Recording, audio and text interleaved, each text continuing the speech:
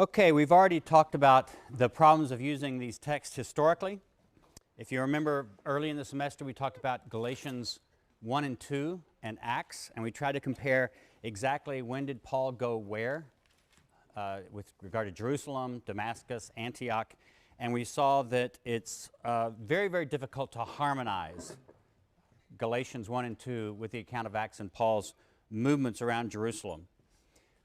We've also got a lot of other situations where this would be very difficult. I mentioned the difference between Matthew and Luke as far as the birth narratives.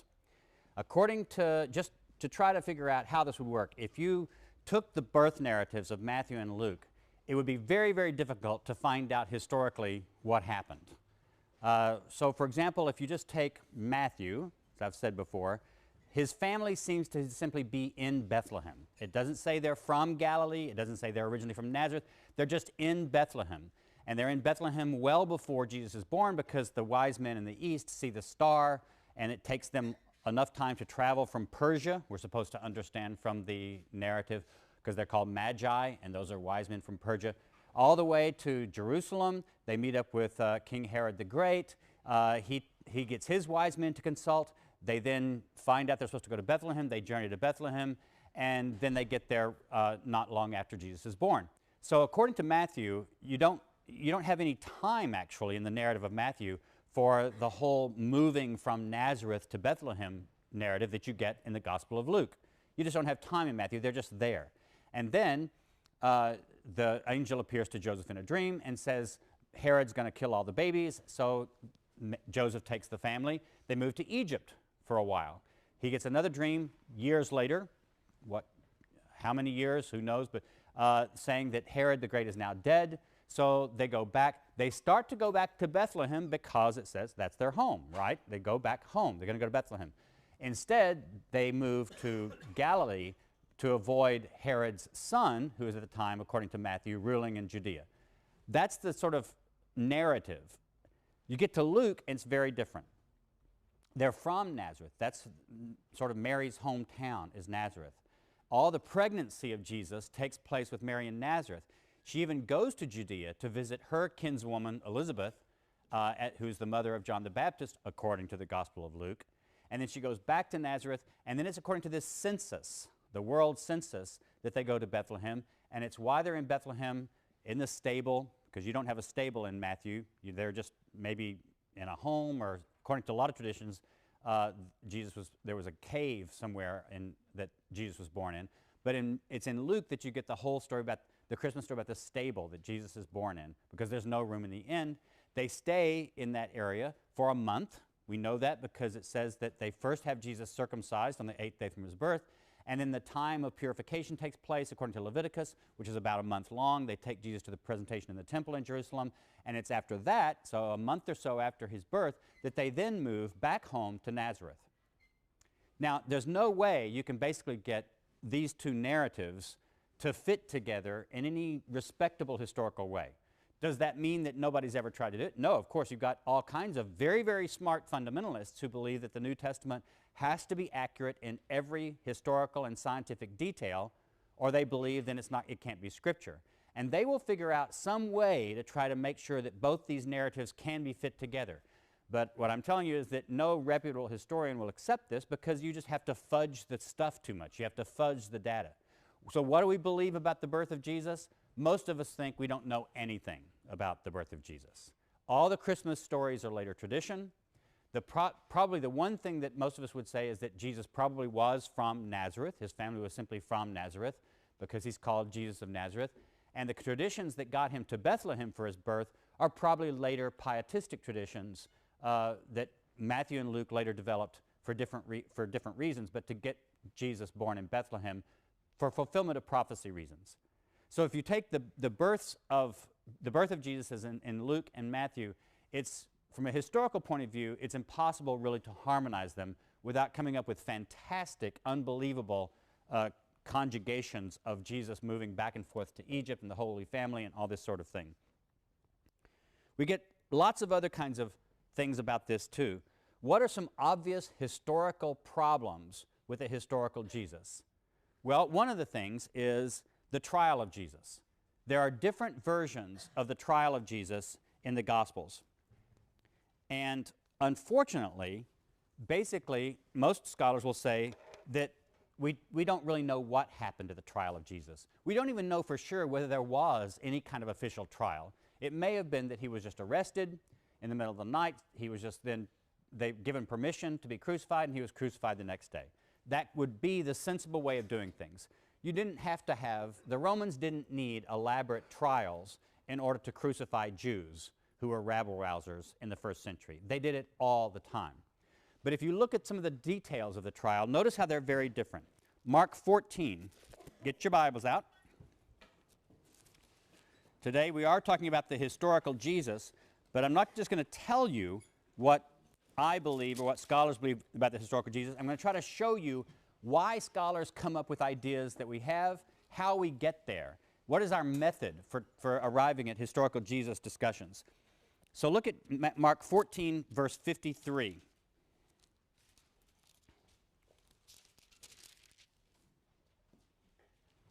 In the wrong place. They took Jesus to the high priest, and all the chief priests, the elders, and the scribes were assembled. Peter had followed him at a distance, right into the courtyard of the high priest, and he was sitting with the guards, warming himself at the fire. Now the chief priests and the whole council were looking for testimony against Jesus to put him to death, but they found none. For many gave false testimony against him, and their testimony did not agree. Some stood up and gave false testimony against him, saying, "We have heard him say, 'I will destroy this temple that is made with hands, and in 3 days I will build another not made with hands.' But even on this point, their testimony did not agree.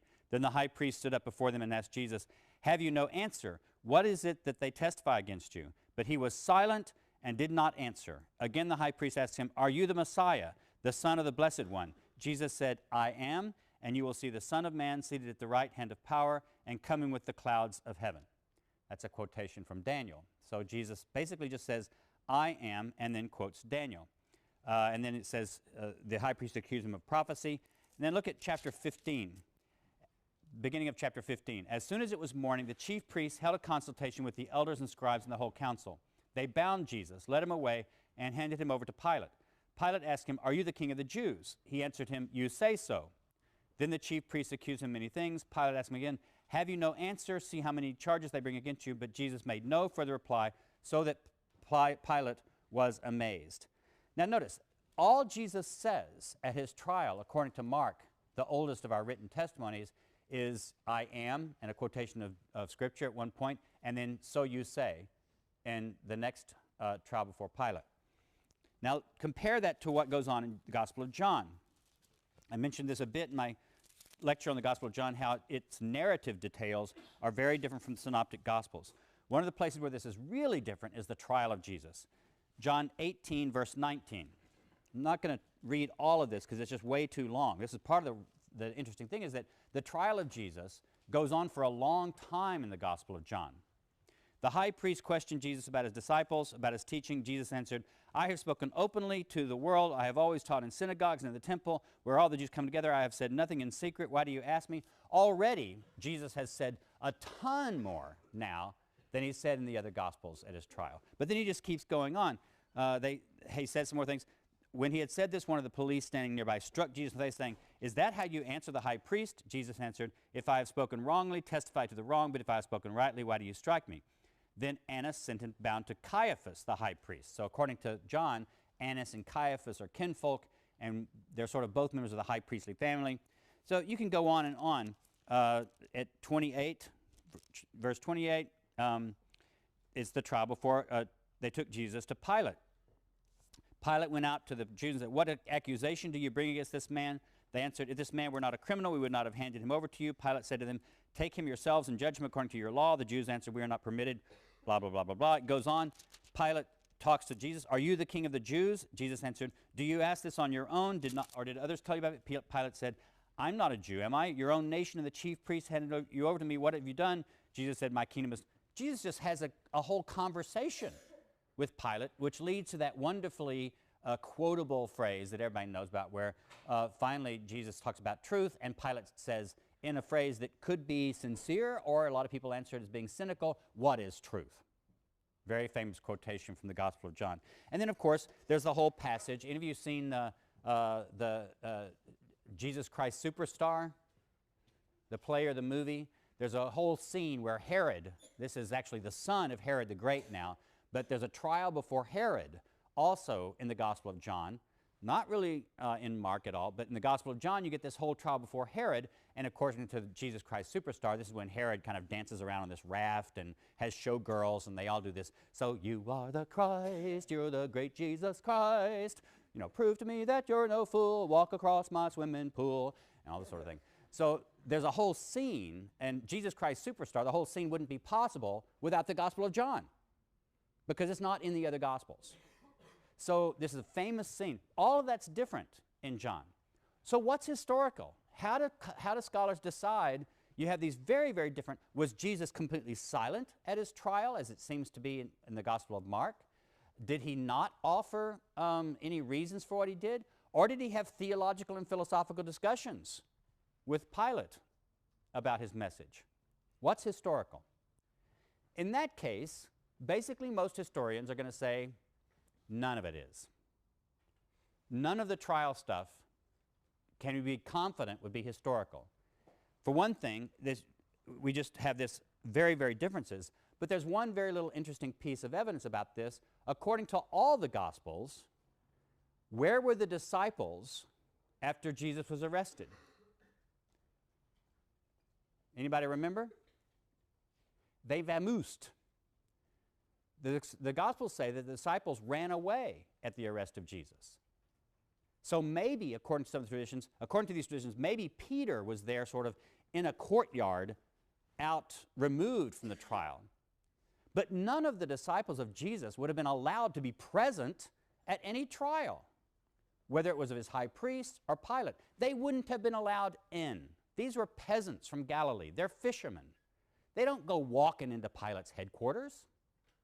So who would have been there to report these different trial things? There are no stenographers in the ancient world sitting down taking notes of these trials. There are no court records.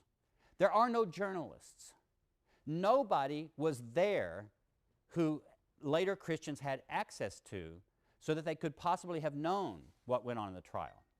So according to most historians, we just say all of this trial stuff was very much made up by later Christians. Why? Because they figured you had to have a trial if you're going to have Jesus condemned.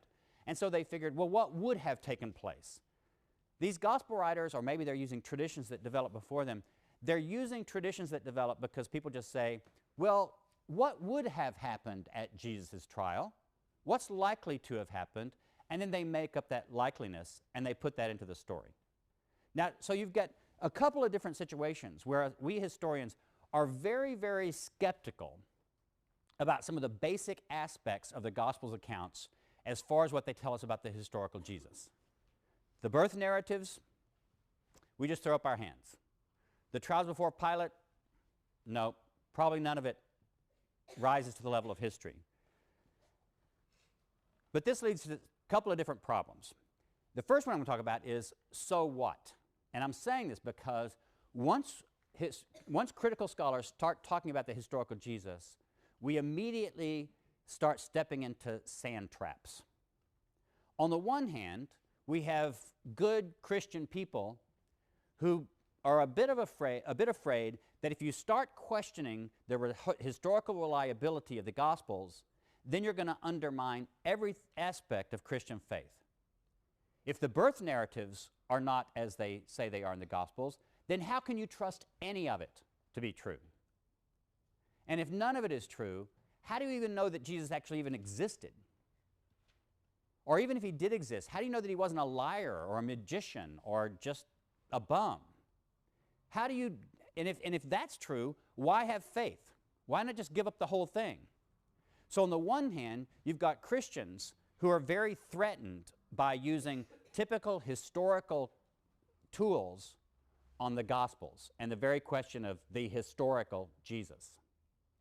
On the other hand, we have just as many people who are anti-Christian and who they want to grab onto this and say, aha, notice how reputable scholars like Dale Martin, Woolsey Professor of Religious Studies at Yale University, points out that not everything in the Gospels is reliably history.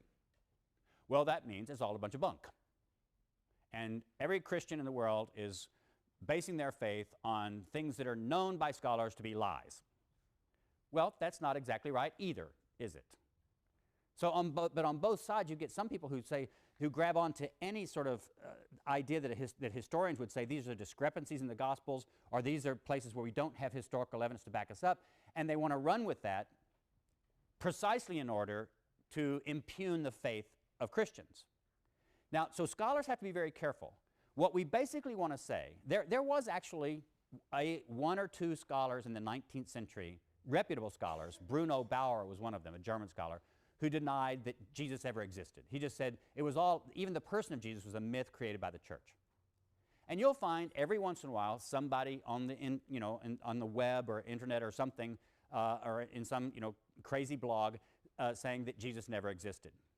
But reputable historical scholars all admit that Jesus of Nazareth existed. There was a guy back there, Jesus of Nazareth. There's just too much evidence that he existed, and it's just not controvertible when it comes to reliable historical evidence. But that's a big difference from saying, yes, we believe he existed, and there are some things we think we can say about him, to accepting all of the gospel materials as reliable. So scholars basically are caught in the middle of saying, we believe there was a Jesus of Nazareth. We believe we might even be able to say some things as historians about who he was, what he said, what he did, why he may have been executed, and that sort of thing.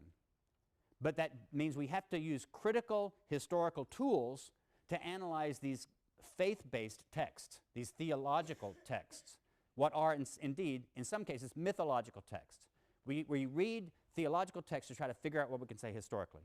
And that leads to the other issue. I keep saying the historical Jesus, because a whole lot of people have the idea that once I give you the historical Jesus, then you've got the real Jesus. You've got Jesus as he really was, and therefore Jesus as he really is. Now the problem with that is that theologians, and I can put on my historical hat most of the time because I actually have a job as a historian. I don't really have a job as a theologian, so I kind of call myself sometimes an amateur theologian. But if I want to put on my amateur theologian hat, I can make a case for you why the historical Jesus is not a very good foundation for Christian faith. It's not reliable as a foundation of Christian faith. It's not sufficient as a foundation for Christian faith. The theological Jesus, the Jesus of Christian confession, is not the historical Jesus. The Jesus of theological confession is the Jesus that matches what the church has traditionally believed about Jesus. So, for example, a Jesus that matches the creeds, a Jesus that matches Christian confessions. So one of the most important things for Christian confession, for example, is would you lose your faith if you believe that Jesus wasn't born in Bethlehem but was rather born in Nazareth? Probably most Christians would probably say, well, no, that's not really that important. What's the most central thing for most Christians for Christian faith? Do you believe that somehow God was in Jesus Christ reconciling the world to himself, to quote the Apostle Paul?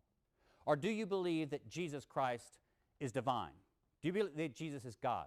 Do you believe that Jesus is God incarnate, God in the flesh? That's a fundamental aspect of Christian faith for most Christians. But notice, that's not something that historians can pronounce about one way or another. There's no possible way that I, practicing history by the normal historiographical tools of history, could tell you whether God was in Jesus Christ. Is there? I mean, just think about it. How would I test that? How would I figure it out? What would count as a positive proof? What would count as a non-controvertible negative truth? There's no such thing. So when I'm talking to you about the historical Jesus, I have to get over several hurdles. One of the hurdles is trying to show you that the historical Jesus is a construction made by historians practicing the typical trade of modern historians. It's just like, for example, if I say, what's the historical Socrates? We don't have direct access to Socrates either, right? Socrates left no writings. All we know about Socrates are mainly the things that either Plato, his disciples, said about him, or Xenophon, another of his disciples, said about him, and a few other things. And you know what? Plato and Xenophon don't give the same picture of Socrates. So figuring out who is the historical Socrates is also a difficult historical question that historians debate about. So that's the one thing, is just using typical historical data. So for example, if I say, we're going to talk about George Washington, and we're going to talk about the George Washington of history, the George Washington that historians will come up with, That's a different George Washington than, say, let's talk about the George Washington of popular American piety.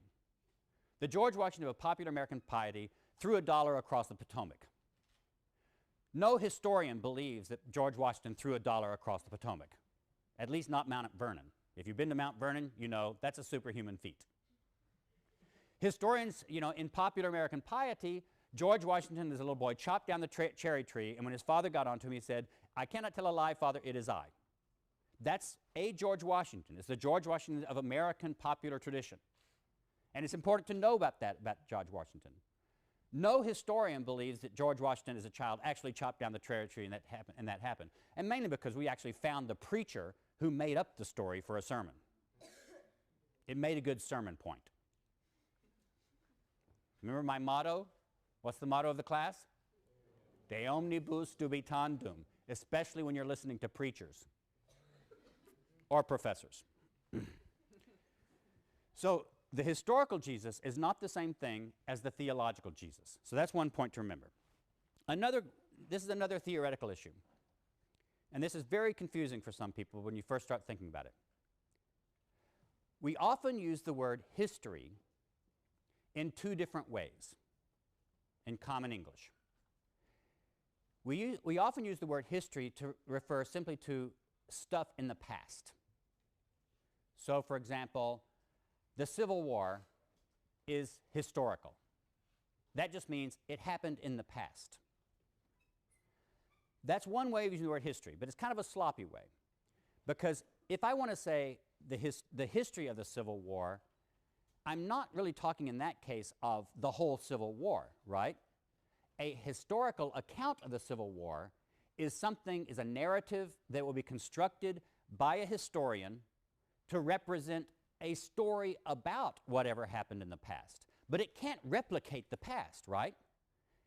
In order to replicate the Civil War, you would have to actually have the full, 4 years?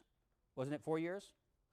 However long the Civil War took to fight, you would have to have that amount of time, because every tiny detail, every action, every person, every word, every letter, everything anybody said, every tiny battle, every ant that crawled over a decomposing corpse is part of the past of the Civil War.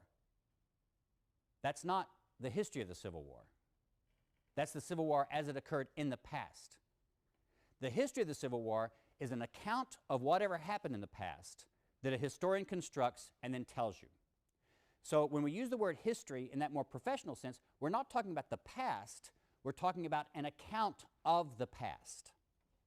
So often philosophers of history like to separate these two words out, and they'll use the word past for the event that occurred in the past. They'll use the word history for an account of the event that occurred in the past. Now notice what that means. Histories are accessible to us, right? You can go to the store and buy a history of the Civil War. You can buy a history of George Washington. And you can buy a history of Jesus Christ. Does the history of the Civil War that you buy in the store give you the Civil War? No. It gives you an account of the Civil War. The actual Civil War is radically inaccessible to you. It's inaccessible. You can't get it. Think about this. How would you actually recover the actual past of the Civil War? How would you do it? Let's say you can't travel in time like in TV. Let's just say that hypothetically. Does the Civil War exist somewhere in space where the light that it emitted from it is still flying off in the universe somewhere? And if you could, faster than the speed of light, fly out to that thing, you could actually experience the Civil War as it actually happened? Well, maybe theoretically, but for any of us sitting here in this room, that's not possible, is it? In other words, this is a radical thought to some people, but the past no longer exists for you and me. It's radically gone. The past is non-existent when it comes to our experiences of it. All we can experience are different accounts of the past. We can experience different constructions of the past. We cannot experience the past itself. It's gone. It's lost to us forever. That means the historical Jesus, as Jesus actually existed in history, is inaccessible to you. You will not find him. You cannot find him. You will never find him. What you can do is using the trades, the tricks of the trade of modern historiography, you can play by the rules of modern historiography, and you can construct a historical Jesus. That means a Jesus of Nazareth constructed using the same kinds of historical tools as historians would use to construct the historical George Washington, the historical Socrates, the historical Plato, the historical Abraham Lincoln. That's a construction, though. So those theoretical points are very important because when I talk about the historical Jesus, you cannot think, like most popular people think, that what I'm talking about is the real Jesus, the Jesus as he really was, or certainly not the Jesus of Christian faith. What I'm giving you is an account of Jesus that modern historians construct using the typical tools of modern historiography. That's a lot of theoretical philosophy of history stuff that I tried to boil down in straightforward language. Is there any question or comments about that before I go on? All that stuff is necessary, though, because people, especially when they turn to objects of faith, that you start asking historical questions, people's minds start turning into mud. All right, now let's just jump right in. What could we say about the historical Jesus as historians? Today I can't give you the whole thing. If you want the whole thing, all the answers to life, well, I won't give you cooking recipes and that kind of thing, but if you want all the answers to historical Jesus stuff as it comes from the expert moi, you can take my seminar in the fall that I'll be teaching on the historical Jesus. A whole semester just on the historical Jesus question. So I'll do that in the fall. I'm going to give you in the next 20 minutes a little version of sort of the results. I'll show you some of the results that I would say about the historical Jesus, and I'd also say that Bart Ehrman, the author of your textbook, will agree with most of this in his chapter in your textbook. If you want more of that, Bart Ehrman has a book on the historical Jesus called, I think it's called Jesus of Nazareth or Apocalyptic Prophet of a New Millennium. It's also published by Oxford Press. It's several years old. But he and I agree to a great extent about this sort of thing. So if you want more of this, you can look at Bart's book, and it'll pretty much agree with a lot of the stuff that I'm going to say. Or you can take my seminar next fall. So here are some things that I think we can agree about, most historians might agree about, that the historical Jesus. And then I'll tell you how we got there. So we're going to talk about first some results and then some methodology. First, the sign on the cross. Does anybody remember what the sign on the cross when Jesus is crucified says?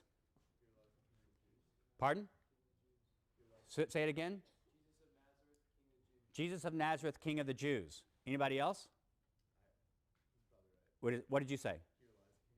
Not here lies, but there's one verse that says, this is Jesus of Nazareth. And it's because the four different Gospels have slightly different wording.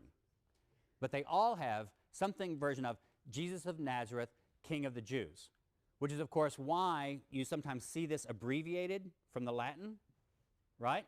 If you've seen it in churches,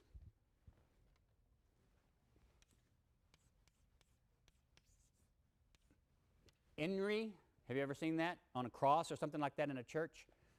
Jesus of Nazareth in Latin, Rex, King Judaeorum of the Jews. So that, notice how though it's slightly different. Let's look, if you've got your Bibles, it's Mark 15:26. If you've got a parallel version, I'm going to be looking at Throckmorton because it has the synoptic parallels. It's Throckmorton paragraph 249. But somebody put your finger on Mark 15:26. It's also Matthew 27:37. It's also Luke 23:38.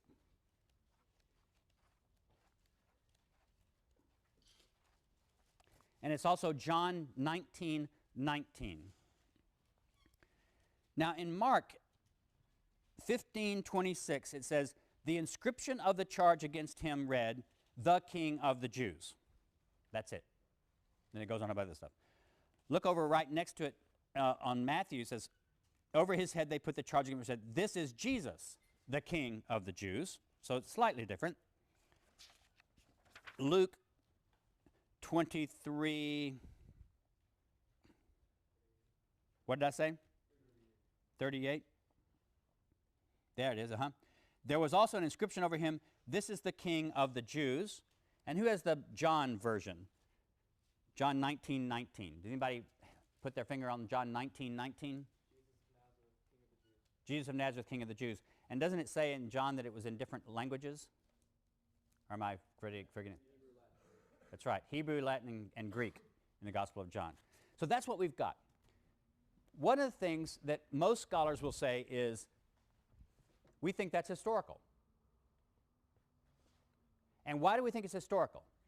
Well, for one thing, it comes from at least two independent sources, right? What are the two independent sources that it comes from? It's in all four Gospels, but all four Gospels aren't independent sources, are they? Why? Because we believe that Matthew and Luke used Mark. So if Matthew and Luke copied it from Mark, that makes Mark one source. Did the author of John use the Gospel of Mark? Not according to the theory we're using in this class. Some people might say yes, some scholars might say yes, but in this class we're going on the theory that the Gospel of John probably didn't use Mark as one of his sources. So you've got the Gospel of John as one source for this. You've got the Gospel of Mark as another source for this. So you have two of what scholars are willing to treat as independent sources, which both have this nice little piece of data, this datum right there. Now the other thing is that, it might be interesting for you to know, King of the Jews is not a Christological title that early Christians used about Jesus. Remember in the Gospels, we've seen a lot of different titles for Jesus. He's the teacher, he's the Son of God, he's the Messiah, he's the Holy One of Israel, we just saw. He has a lot of things, and these things are obviously things, early Christians called him Lord, they called him Son of God, but they didn't call him King of the Jews. It was one of the titles of Jesus that apparently the earliest followers of Jesus didn't latch onto. So we don't see it in the letters of Paul, and we don't see it elsewhere in the Gospels. So what scholars have said is, look, this thing, King of the Jews, doesn't look like a Christological confessional title that Christians made up and then put into the Gospel. It goes against the tendency of the Christian writers themselves, because it's not one of their titles. If it had said, "This is Jesus of Nazareth, the Lord of heaven and earth," then scholars would say, well, that sounds like a Christian confession. But saying Jesus of Nazareth, King of the Jews, doesn't sound like a Christian confession.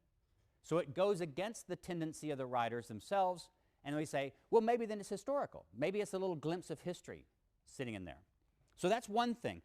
The sign on the cross, most scholars say that's historical. Now I'll talk about why that's important. It's a very small detail, but it could be very important. Yes, sir? The line King of the Jews, didn't that come mostly from the mocking terms during the trial?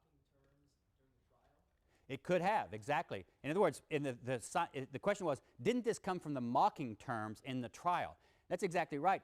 The Christians, if you notice, it's the people who are mocking Jesus who call him King of the Jews. And so why, this is not something that the Christian writers want to invent and then put in the story. Exactly, that supports that point. So that is a nice little detail. One other thing that scholars often say may well be historical. Jesus was baptized by John the Baptist. Now notice why would scholars say this is historical? Well, there's not complete agreement about how it happened.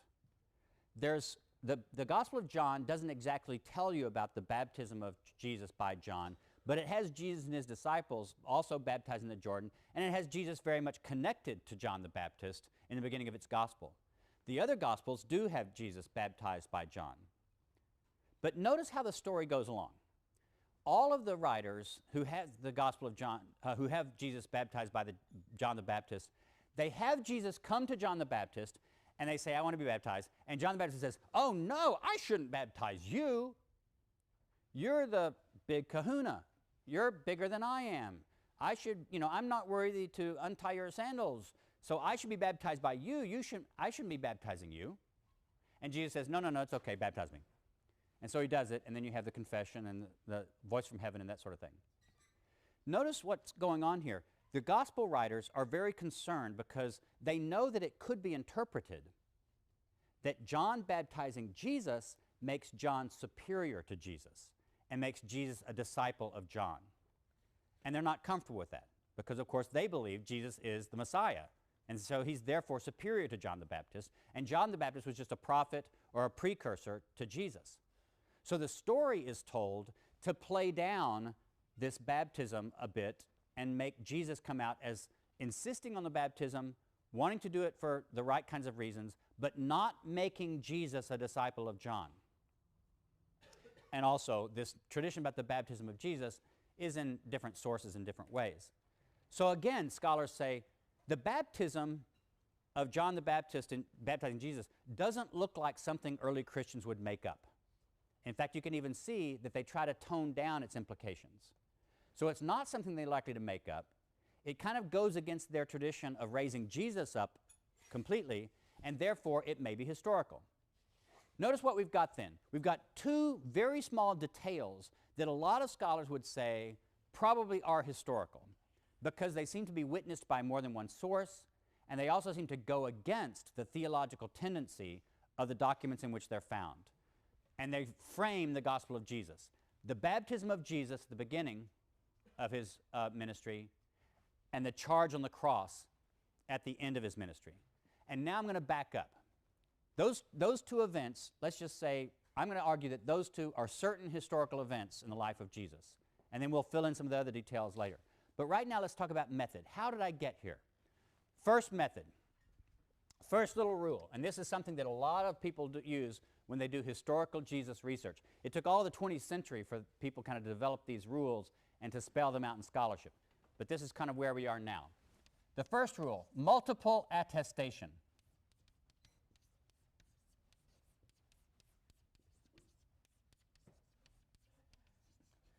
That means when you have more than one independent source that has a saying or an event about Jesus, you tend to give it a little more weight.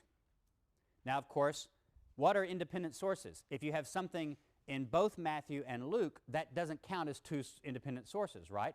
Because both Matthew and Luke could have gotten that from Mark, or they could have gotten it from Q. But if you have something in Mark and you have something in John, well, those are two independent sources. If you also have something in the Gospel of Thomas, then most of us scholars would say, well, some people say the Gospel of Thomas may have known the other Gospels, but most of us would say we're going to treat him as an independent source because he's not verbatim quoting the other Gospels most of the time. So if you have an event or a saying that occurs in Mark and John and Q, or in Thomas, those are three independent sources. What if it also occurs in Paul's letters? There's another independent source. As we'll see, that there are some places where Paul gives us a little clue about something. And then obviously you can take Q as being one of those sources. So if something is in both Matthew and Luke, but it's not in Mark, then you can say it's in Q. And sometimes people would even say you have one form of a parable that seems to have occurred in Q, and you have a different form of that parable that seems to have occurred in Mark. And then you can say, okay, we have this one parable in two independent sources. One is Q and one is Mark. But that's kind of complicated because, of course, the very definition of what's in Q is something that's in both Matthew and Luke, but not in Mark, usually. But if something is in more than one source, it fits this criterion. Now remember, criteria is the plural, criterion is the singular, okay? Second,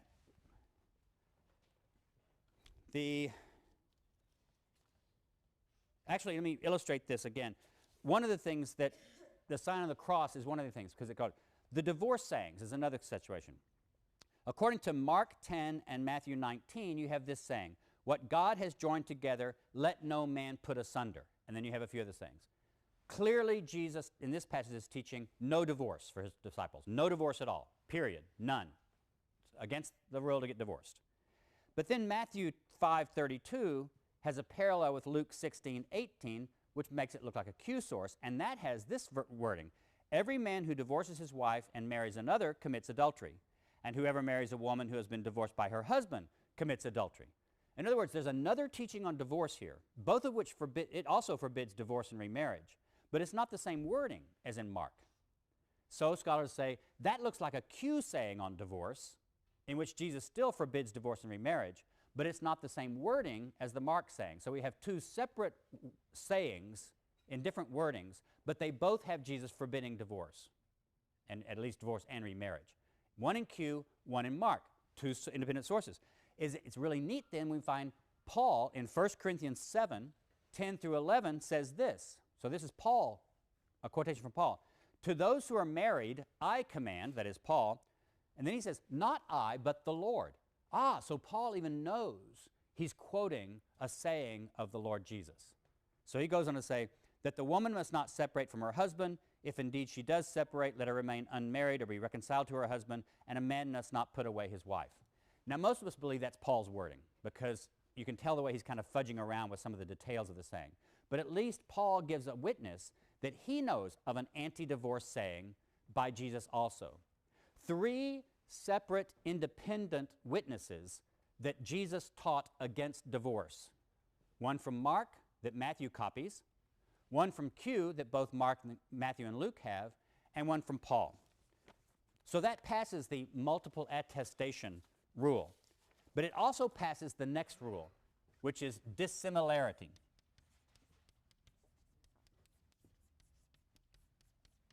When you find something in a source, an early Christian source, that seems to go against the very inclinations of that source or of early Christianity, it's more likely to be historical. Something that swims against the tide of early Christian expectation.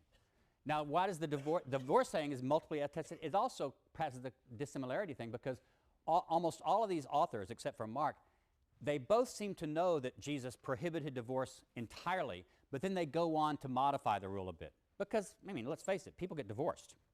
Early Christians got divorced. So Paul says, okay, well, you're not supposed to get divorced, but if you do get divorced, then you should do this. So the very writers who pass on an anti-divorce saying also fudge the saying just a bit, which shows that the saying is more radical than their own ethics are. In other words, the anti-divorce saying is dissimilar to the very practices of these early Christians. It's more radical than they are themselves practicing. And that's a clue that the saying itself goes back to the historical Jesus, according to this method. So dissimilarity is any kind of thing that doesn't fit early Christian tendencies. The sign on the cross, I already talked about that. It wasn't a confession of Jesus. The baptism of John, it's not something they likely would have invented. There's another one, the swords at Jesus' arrest. And according to Mark 14:47, and it's followed by Matthew and Luke, somebody had a sword at Jesus' arrest in the garden. And somebody used it. According to the different traditions, it was Peter, according to John, and somebody made, the others don't name, somebody whacked off the ear of the high priest's slave. But there's these different stories about Jesus, somebody in Jesus' entourage was armed. And in some of the sources, one of the sources, there are 2 of them armed. There are 2 swords. Others is 1 sword. Now, I think this is historical. Why? Because all the gospel writers want to go out of their way to say Jesus was not mounting a violent revolution. He was not a criminal. This was not an armed rebellion. He's completely innocent of any political charge of insurrection. But if Jesus' disciples were armed with swords at his arrest in the middle of the night at the Passover in Jerusalem, that's insurrection, folks. The Romans did not allow Jews just to go around in the middle of the night in gardens carrying swords. For a Jew to be armed at the Passover, an especially dangerous time that the Romans were really worried about, for a Jew to be armed following around a guy who some people were saying was the king of the Jews, you can be arrested for that. You can be crucified for that. So I don't think early Christians invented it. I think some of these early Christians knew that at least one and possibly more of Jesus' disciples were armed at his arrest. So that's another, why do I see that? Because it's not something they would have invented. In fact, it goes against their tendency. There's another passage, Mark 10:18. Mark 10:18, which is also in Luke 18:19. You may have come across this. The man comes and asks Jesus about what should I do to have eternal life? What's the good thing for me to do? And Jesus says, why do you ask me about the good? There's no one good but God. Now, apparently, Mark writing that didn't have a theological hiccup. But now let me, I'm a good Episcopalian, okay? Why should you ask Jesus about the good? God's the only one who's good. Sound weird?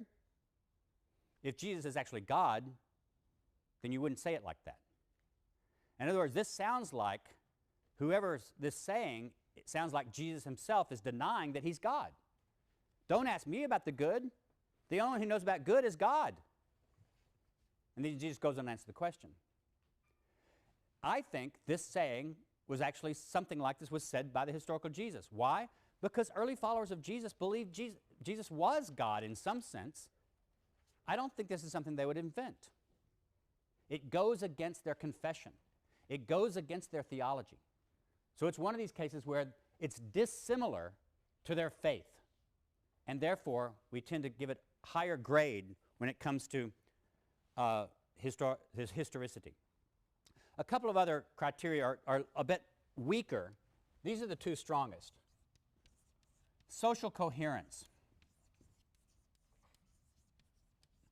This is when you see something that is either anachronistic and it doesn't look like it would fit in with the life of Jesus, or it does fit very well with the life of Jesus. If I decide, for example, on lots of different other sayings that I've decided are historical because of these other reasons, and then something looks like it, a saying of Jesus looks like it's apocalyptic, and I've already established that Jesus was an apocalyptic prophet, then I'm going to say, well, it coheres with the social situation of Jesus as an apocalyptic prophet in Galilee.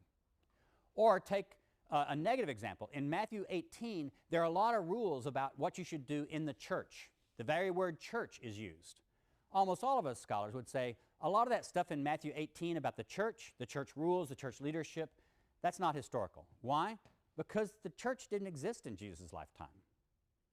Jesus sounds like he's giving rules about a constitution for a church. But we think that's anachronistic.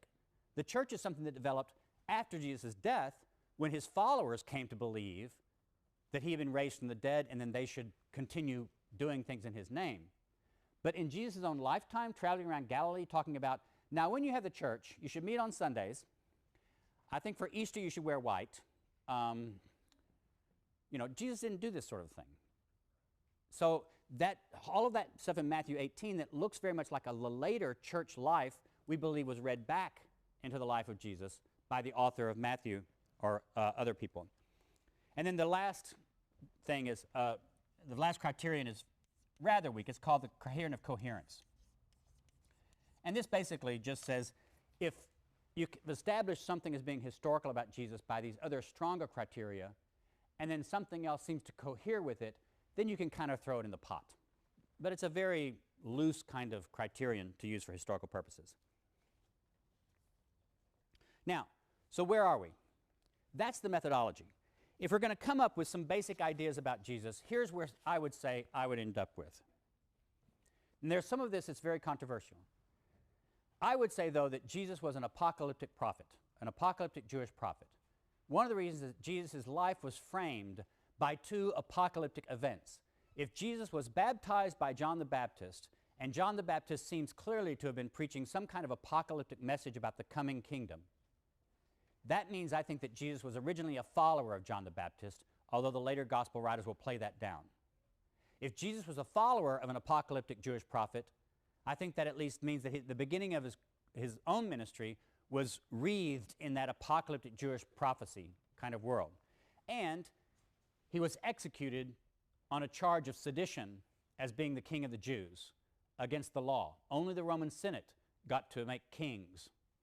And if Jesus was going around claiming, and I'm not saying he was claiming, but if other people were claiming that he was the king of the Jews, the only way to understand that, I think, in this situation is that he believed that he was going to be the Messiah that would come at the end of time and overthrow the Romans. So his death was also apocalyptic. The temple incident, we could talk about that. Did Jesus go in and throw the money changers out and cleanse the temple, as it said? I think that's historical. It goes against the tendency of the Gospels to portray Jesus as nonviolent and non-confrontational in that last week. I think he therefore did it.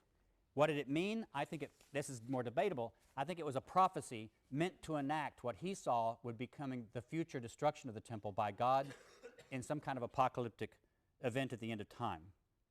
I think Jesus was therefore a lower class Jewish peasant who spoke mainly Aramaic. I think he had a group of disciples of 12. I won't go into some of these, but I think he actually did form 12 of his disciples to be an inner core group. I think even that's apocalyptic. Why would he have 12 disciples? Why did he choose the number 12?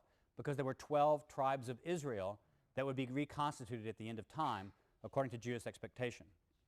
I think there are also women that were part of his inner circle, and this is because women later in early Christianity were marginalized from leadership positions, but there's all kinds of evidence, from the resurrection narratives to the presence of Mary Magdalene to other women, that they were part of his inner circle of disciples.